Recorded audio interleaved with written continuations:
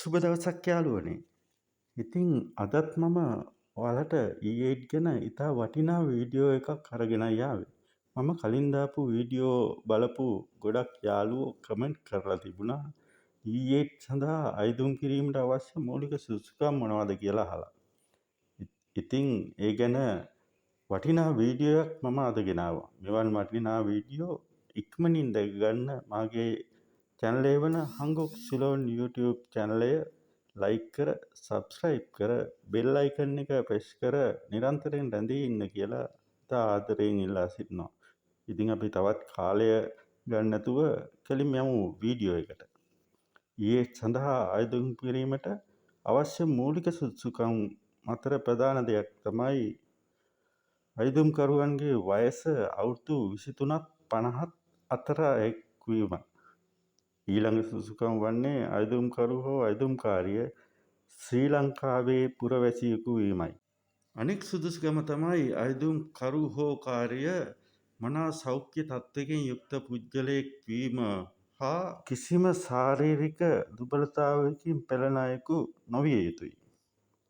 මීළඟට සුදුසුකම් වන්නේ කොරියන් E8 ගයිඩ්ලයින් අනුව නම් කළ මෙරට වෛද්‍ය මධ්‍යස්ථානයෙන් කරන වෛද්‍ය පරීක්ෂණය සමත් විය යුතු අතර එම වෛද්‍ය පරීක්ෂණයේදී ප්‍රධාන වශයෙන්ම ඔවුන්ගේ වර්ණ අන්ධකාරය, ශාරීරික නිරෝගීභාවය, මත්ද්‍රව්‍ය භාවිතය, නිදාන්ගත රෝග හා අනිකුත් රෝග විනිශ්චයන් ගැන සොයා බලනු ඇත.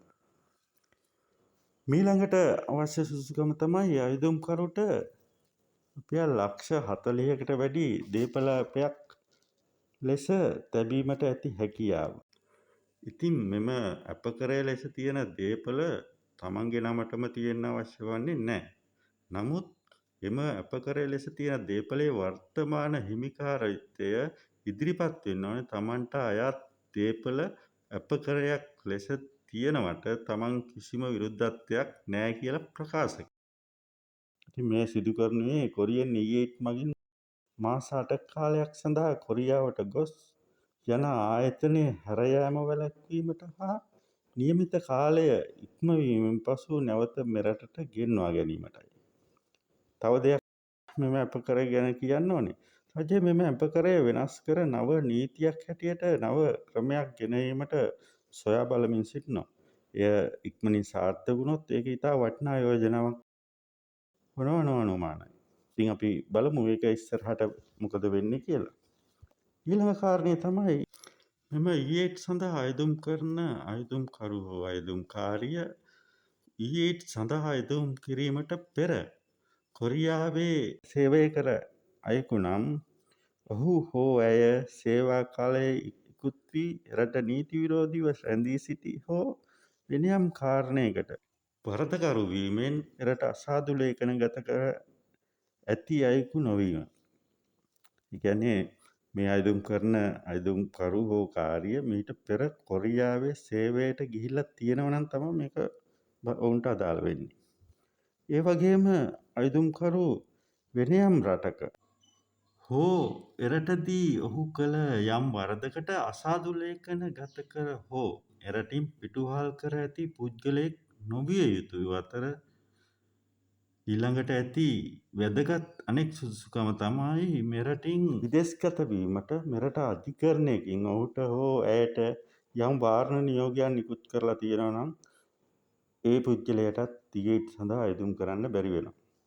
ඒ වගේම අයදුම්කරු යම් බරපතල වරදකට මෙරට අධිකරණයකින් වරදකරු වී හෝ ඔහුට හෝ ඇයට විරුද්ධව මෙරට අධිකරණයක යම් නඩුවක් පැවරී තියෙනවා නම් එය විභාග වෙනවා නම් මෙම පුද්ගලයන්ටත් එම E8 සඳහා අයදුම් කරන්න බැරි වෙනවා.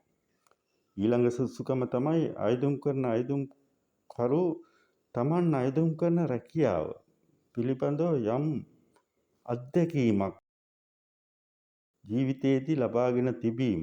එය තම රැකියාව ගැන අවබෝධයක් ගැනීමට හා කරගෙන යාමට ඉතාම විශාල රුකුලක් වෙයි. උදාහරණයක් ලෙස කෘෂිකර්මාන්තයේ රැකියාවකට යනවා නම් කෘෂිකර්මාන්තය ගැන යම් අවබෝධයක් තියෙනවා. ඒ වගේම දීවරාංශයේ රැකියාවකට යනවා නම් දීවරාංශය පිළිබඳ යම් අවබෝධයක් තියෙන්න ඕනේ. ඉතින් ඔය වගේ මූලික සුසුකම් ටිකක් තමයි E8 වලට තියෙන්නේ. ඉතින් මම ඔයාලට අත්‍යවශ්‍යම දේවල් ටික තමයි ගෙනාවේ. ඉතින් මේකේ තව ඈඳුණු පොඩි දේවල් තියෙනවා. ඉතින් ඒවා ඔයාලට අනාගතයේ දැනගන්න පුළුවන් වෙයි. ඉතින් ඔය කාරණා ටික තමයි E8 අයදුම් කිරීමට ඇති ප්‍රධානම සුසුකම් වන්නේ. මම හිතනවා E8 ගැන උනන්දුවෙන් ඉන්න ඔයාලට මෙම කාරණය ඉතා වැදගත් වෙයි කියලා. මා ගෙන එන වීඩියෝ ඔබට වැදගත් නම් මාගේ channel එක like කර දිගටම රැඳී සිටින්න කියා ඉතා කරුණාවෙන් ඉල්ලා සිටිනවා. ඉතින් මෙවන් වටිනා වීඩියෝකින් ඉතා ඉක්මනට ඔබව හමු වීමේ බලාපොරොත්තුවෙන් මම අදට සමුගන්නවා. බොහොම ස්තුතියි.